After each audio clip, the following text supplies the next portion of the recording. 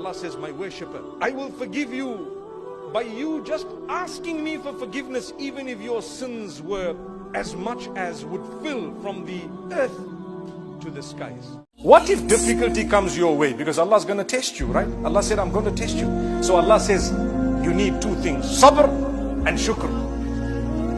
You need to bear patience and be grateful.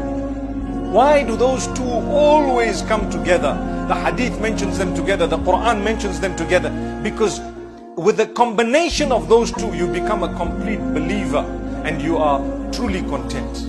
Who comes first, my wife or my mother? That's a question that everybody asks. Many people think it's your mother, because you know what?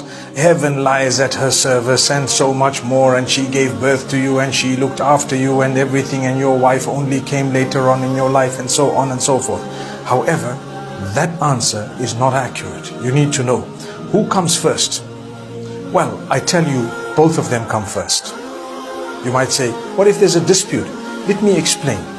The love that you have for your mother is very different from the love that you have for your wife. Any mothers out there who are listening to me today, your son will love his wife so much, but that love is not stealing from yours, not taking from you. He might not be able to spend as much time with you. Be happy for him. Be excited that he's getting along and moving on with his own life. Subhanallah.